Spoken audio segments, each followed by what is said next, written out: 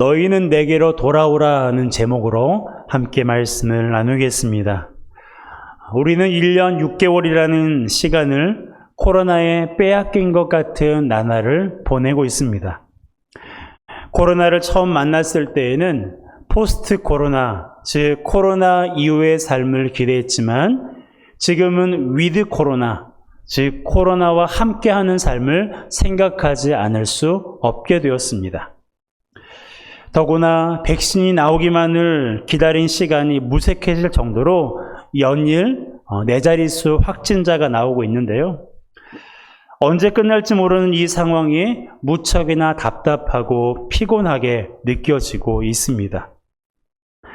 상황이 이렇다 보니 일상이 멈춘 것 같고 앞이 보이지 않는 상황에서 우리 그리스도인들은 어떻게 해야 하는지를 생각하지 않을 수 없게 되었는데요. 이 질문에 대한 대답은 바벨론에서 포로 생활을 하던 이스라엘 백성들에게서 찾아볼 수 있습니다. 물론 포로로 잡혀있는 상황과 지금 우리가 겪고 있는 상황은 너무 달라서 비교할 수가 없어요. 다만 일상이 멈추었다는 현실만 놓고 보려고 합니다. 그들은 더 했겠지만 그들도 일상이 멈춰졌어요. 한 사람을 예로 들어볼까요? 바벨론의 포로로 잡혀간 사람 가운데 우리에게 친숙한 사람이 있는데요. 바로 다니엘입니다. 그때 당시 다니엘은 10대였어요. 먹고 싶은 것도 많고 가보고 싶은 곳도 많고 학교에서 공부하고 친구들과 노는 것이 즐거운 에너지가 넘치는 나이였습니다. 그런 다니엘의 일상이 바벨론에 끌려간 순간 완전히 멈춰섰어요.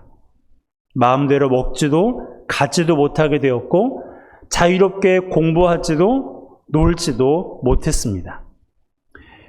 비록 다니엘이 바벨론 왕의 눈에 들어서 특별 대우를 받았지만 바벨론의 학문과 언어를 배우는 그 시간이 설레고 기대가 되었을까요? 즐거웠을까요? 그렇지 않았을 것 같아요. 어쩔 수 없이 배웠습니다. 선택의 여지가 없었거든요. 명령대로 하지 않으면 죽을 수도 있으니까 그렇게 한 거예요. 마치 우리나라의 일제강점기 때처럼 말입니다. 그리고 다니엘의 부모가 전쟁으로 인해 죽었는지 아니면 살아서 바벨론에 끌려왔는지는 모르지만 그는 바벨론 왕궁에 있느라 부모와의 만남을 가질 수가 없었어요. 한참 부모에게 사랑을 받고 부모가 그리울 나이인데 그러지도 못했습니다. 모든 일상이 통제되었고 낯설었고 두려웠어요. 다니엘뿐만이 아니에요. 포로로 잡혀온 모든 이스라엘 백성들의 삶이 그러했습니다. 하나님께서 왜 이스라엘 백성들에게 그러한 삶을 살도록 하셨을까요? 이스라엘 백성은 하나님께서 선택하신 사람들이에요. 이스라엘이라는 나라는 하나님께서 온 열방을 구원하시기 위하여서 제사장 나라로 삼으셨습니다. 그런 사람들이라면 그들이 바벨론의 포로가 되지 않도록 막아주는 것이 당연한 것 아닐까? 우리는 생각해 볼 수 있어요. 포로의 생활이 어떨지 하나님도 아셨을 텐데 왜 이스라엘 백성들의 일상이 이토록 비참하게 멈추어지도록 하나님께서 내버려 두셨을까요? 그 이유가 오늘 본문에 기록되어 있어요. 바로 하나님께로 돌아오게 하기 위해서입니다. 3절이에요. 함께 읽습니다. 그러므로 너는 그들에게 말하기를 만군의 여호와께서 이처럼 이르시되 너희는 내게로 돌아오라. 만군의 여호와의 말이니라. 그리하면 내가 너희에게로 돌아가리라. 만군의 여호와의 말이니라. 아멘. 만군의 여호와란 하늘과 우주와 지상의 모든 세력과 군대를 지배하시는 분이 하나님이시라는 뜻이에요. 3절에 보면 만군의 여호와라는 말이 3번 나오고 4절에 1번 등장합니다. 반복적인 기록은 강조하는 거예요. 만군의 여호와가 3번 기록되었다는 것은 하나님께서 당신이 만군의 여호와라는 사실을 강조하시는 거예요. 당신이 온 우주 만물을 지배하시는 통치자라는 사실을 강조하고 계시는 것입니다. 하나님께서 왜 그것을 강조하셨을까요? 왜 4번씩이나 당신이 만군의 여호와임을 스가랴 선지자를 통해서 강조하셨을까요? 그 이유는 바로 그들이 돌아오게 하기 위해서예요. 누구에게로요? 하나님께로. 여호와께로 돌아오게 하기 위해서 하나님께서 만군의 여호와, 만군의 여호와, 만군의 여호와라고 말씀하신 거예요. 오늘 본문인 스가랴서는 바벨론에서 예루살렘으로 귀환한 이스라엘 백성들에게 전하는 하나님의 말씀입니다. 그들은 바벨론에서 70년 동안 포로로 있다가 70년 만에 돌아오게 하시겠다는 하나님의 약속대로 드디어 바벨론에 도착하게 되었어요. 돌아오게 되었어요. 그런데도 그들은 하나님께 돌아오지 않았습니다. 그들의 몸은 예루살렘으로 돌아왔지만 그들의 마음은 하나님께로 돌아오지 않았어요. 이것은 바벨론 포로 생활 때도 마찬가지였습니다. 하나님은 바벨론에 있는 이스라엘 백성들에게 선지자들을 통해서 그들이 바벨론에 오게 된 이유가 하나님께 범죄했기 때문이라고, 하나님을 버리고 우상을 숭배했기 때문이라고 그들에게 가르쳐 주셨어요. 그러니 그 말을 들은 이스라엘 백성들은 그 바벨론에서 어떻게 해야 돼요? 이제부터라도 회개하고 하나님께로 돌아가려고 노력해야 되지 않겠습니까? 그런데도 이스라엘 백성들은 하나님께 돌아가지 않았어요. 노력조차 하지 않았어요. 도리어 하나님이 자기들을 버렸기 때문에 자기들이 바벨론에 오게 되었다고 생각했고 하나님을 멀리했습니다. 다니엘 때를 생각해 보세요. 바벨론의 느부갓네살 왕이 금신상을 만들어 놓고 그것에 절하지 않으면 풀무불에 집어넣겠다고 명령했을 때 풀무불에 들어간 사람이 몇 명이었습니까? 3명이었어요. 다니엘의 세 친구 하나냐와 미사일과 아사랴, 이 3사람 뿐이었습니다. 왜 3명 뿐이었을까요? 그들만 금신상에게 절하지 않았기 때문이에요. 당시 바벨론에 끌려간 이스라엘 백성들의 수가 수만 명이에요. 그 많은 백성들이 금신상에게 무릎을 꿇었습니다. 다니엘 3장 7절 함께 읽습니다. 모든 백성과 나라들과 각 언어를 말하는 자들이 나팔과 피리와 수금과 사면금과 양금과 및 모든 악기 소리를 듣자 곧 느부갓네살 왕이 세운 금신상에게 엎드려 절하더라. 모든 백성과 나라들과 각 언어를 말하는 자들이라는 이 구절은요, 바벨론의 자국민들 뿐만 아니라 바벨론에 끌려온 모든 사람들을 가리키는 말이에요. 그 가운데 이스라엘 백성들도 포함되었습니다. 그들은 하나같이 느부갓네살 왕이 세운 금신상에게 넙죽 절을 했어요. 경배했습니다. 그들의 죄를 깨닫고 돌아오게 하시려고 바벨론에 가도록 하나님께서 인도하셨는데 도리어 그들은 그곳에서도 우상 앞에 절하고 있는 거예요. 이스라엘 백성들은 바벨론에 있을 때에도, 바벨론에 있다가 예루살렘으로 귀환했을 때에도 여전히 그들의 마음은 하나님께 돌아오지 않았습니다. 그런 그들을 향해 하나님이 스가랴 선지자를 통해 말씀하고 있는 거예요. 너희 조상들을 본받지 말고 악한 길, 악한 행위를 떠나서 돌아오라고 애타는 심정으로 그들에게 말씀하고 계시는 거예요. 여러분, 내가 가는 길이 잘못된 줄 알면 돌아와야 돼요. 그런데 돌아오기 전에 먼저 해야 할 일이 있는데요. 그게 바로 멈추는 거예요. 운전을 하다가 길을 잘못 들면 유턴을 해야 하는데요. 유턴을 하기 전에 반드시 해야 할 일이 바로 멈추는 거예요. 멈추지 않고서는 유턴을 할 수가 없어요. 우리 인생도 마찬가지예요. 내가 가는 길이 잘못된 길인 줄 알면 그것을 알게 된 즉시 멈추어야 돼요. 멈추어야 유턴할 수 있고 멈추어야 잘못된 길에서 돌이킬 수가 있는 거예요. 그런데 알면서도 멈추지 않을 때가 있어요. 멈추는 것이 옳다는 것을 알면서도 멈추지 않는 사람들이 있습니다. 이스라엘 백성들이 그랬어요. 그들이 하나님을 믿지 않은 게 아니에요. 그들은 절기마다 하나님께 제사를 드렸어요. 문제는 하나님께만 제사를 드린 게 아니라 우상에게도 제사를 드렸습니다. 하나님께만 경배한 것이 아니라 우상에게도 경배를 했어요. 그것은 표면적으로는 하나님을 믿는 것처럼 보이죠. 왜요? 하나님께도 제사하니까.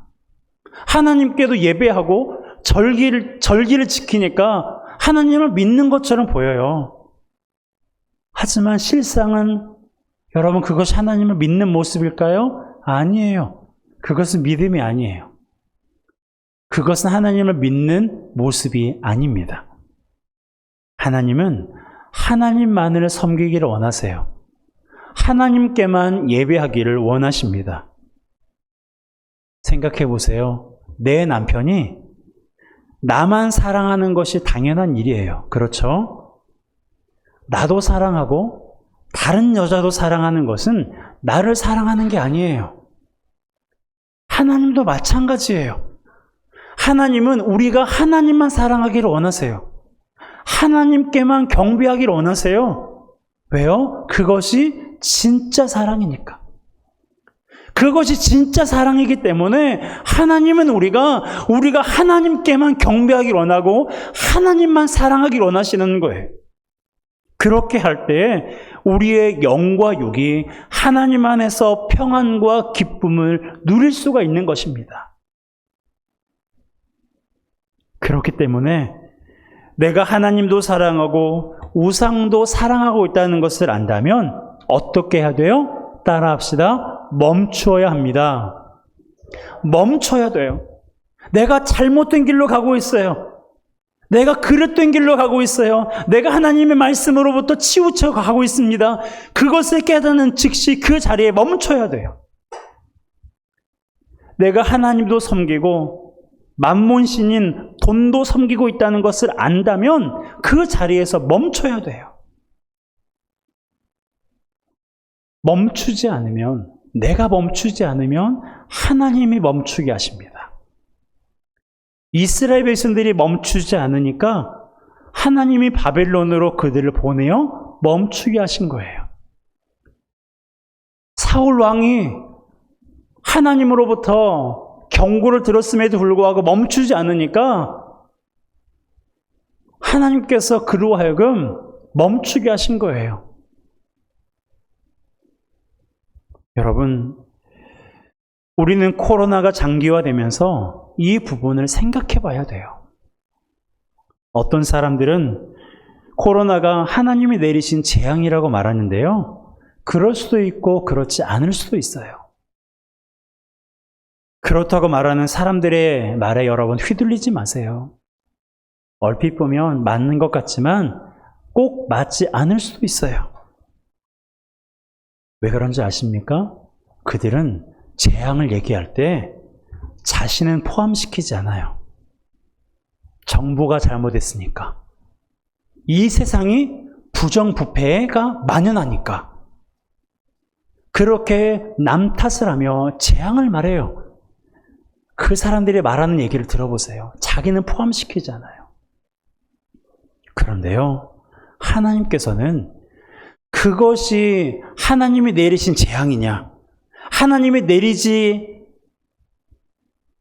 내리신 재앙이 아니냐를 아는 것을 하나님이 원하시는 것이 아니라 그 일을 통해 나 자신을 돌아보고 하나님께로 돌아오기를 원하시는 거예요. 하나님은 그가 지으신 이 우주 만물에 관심이 있지만 무엇보다 나 한 사람 한 사람에게 더 큰 관심을 가지고 계세요. 그렇기 때문에 우리는 일상에 멈추어버린 지금이 답답하고 피곤하지만 이때 우리는 정부가 잘못해서 이 세상이 부정부패가 만연하니까 라고 해서 누군가를 탓하고 누군가를 비난하는 것이 아니라 이 시간을 통해서 누구를 돌아봐야 돼요? 나를 돌아봐야 돼요. 우리 자신을 돌아봐야 돼요. 하나님보다 더 사랑하는 것은 없었는지, 만약에 있었다면 그 일을 멈추고 하나님께 돌아와야 돼요. 하나님께 기도하는 것보다 사람을 의지할 때가 있지는 않았는지, 만일 있었다면 그 일을 멈추고 하나님께 돌아와야 돼요. 내가 먹고 쓰는 것은 아까워하지 않으면서 하나님께 드리는 것은 아까워하진 않았는지, 만일 있었다면 그것을 멈추고 하나님께 돌아와야 돼요. 여러분, 지금은 우리의 죄와 잘못된 우선순위를 멈추고 하나님께 돌아오기에 좋은 때예요. 우리의 일상이 멈추어서 타격을 받은 사람들이 너무너무 많아요. 그들을 생각하면 가슴이 아프고 안타깝고 그로 인하여서 삶을 포기하는 사람들이 너무너무 많아졌습니다. 그 일을 생각하면 너무너무 가슴이 아파요. 하지만 이 일을 통해서 누군가를 탓하고 비난하기 전에 내 삶 가운데 혹시 하나님이 아닌 세상에 향하여서 잘못된 우선순위가 있지 않은지, 아무도 알지 못한다고 해서 은밀하게 내가 하나님 앞에 죄를 범하고 있지 않은지, 우리는 하나님 앞에 우리 자신을 돌아봐야 될 때를 살아가고 있는 것입니다. 여러분, 꼭 기억하세요. 이때에도 우리가 죄와 잘못된 우선순위를 멈추지 않으면 하나님께서 어떤 방식으로든 우리를 멈추게 하신다는 것을 말입니다. 여러분, 하나님이 멈추게 하실 때 우리가 우리 자신을 돌아보며 그 자리에서 멈추어서 내가 돌이켜야 될 것이 무엇일까? 내가 하나님께로 돌이켜야 될 것이 무엇인지를 우리가 생각해 보아야 됩니다. 그러므로 일상이 멈춘 이때가 하나님께로 돌아가야 할 때임을 알고 하나님 앞에서 나 자신을 들여다보는 우리 모두가 되었으면 좋겠어요. 여러분, 이 코로나 시국에 특히 4단계로 격상되어서 옴짝달싹할 수 없는 이 상황 가운데서 우리는 피곤을 느껴요. 답답함을 느낍니다. 많은 사람들이 어려움을 느끼고 있어요. 어려운 사람들을 위해서 여러분 기도해 주세요. 어려움에 처한 이들을 위해서 여러분 마음을 다해서 기도해 주세요. 동시에 이것이 하나님께로부터 온 재앙인지 그렇지 않은지를 생각하지 마시고, 이 재앙을 통해서 내가 피곤함을 느낀다면, 아니 이 시간을 통해서 내가 피곤함을 느끼고 이 시간을 통해서 내가 어려움에 빠져 있다면 하나님 앞에서 나 자신을 돌아봐야 된다는 거예요. 그것이 바로 이 코로나 때 저와 여러분들, 이 시대 그리스도인들이 해야 할 일인 것입니다. 여러분, 우리는 여호와께 돌아가야 돼요. 내가 주인 삼은 모든 것을 내려놓고 여호와께로 돌아가야 됩니다. 하나님을 의지하지 않았던 것을 내려놓고, 하나님보다 돈을 더 사랑했던 마음을 내려놓고, 하나님께 드리기를 주저했던 그러한 마음을 내려놓고, 우리는 우리가 잘못된 그것을 멈추고 하나님께로 유턴해야 돼요. 하나님께로 돌아가야 돼요. 그럴 때 하나님께서 우리의 삶 가운데 크고 놀라운 하나님의 은혜를 베풀어 주시고, 오늘 3절에 말씀하고 있는 것처럼 그리하면 내가 너에게로 돌아갈 것이다. 너희가 내게로 돌아오면 내가 너희에게로 돌아갈 것이라고 하나님께서 말씀하셨습니다.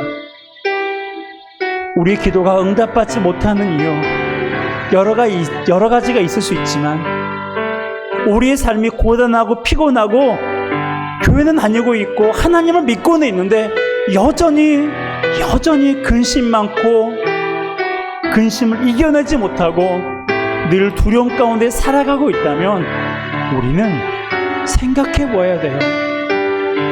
하나님이 돌아오면, 하나님이 우리의 심령 가운데 역사하시면 우리 삶 가운데 하나님이 주시는 은혜를 누리게 됩니다. 하나님께서 우리 삶 가운데 돌아오시면 하나님이 주시는 평안과 기쁨이 우리 가운데 충만해져요. 그런데 그렇지 않다면, 기도에도 응답이 없고 여전히 근심 가운데 있고 여전히 두려움 가운데 있다면 우리는 먼저 우리 자신을 돌아봐야 돼요.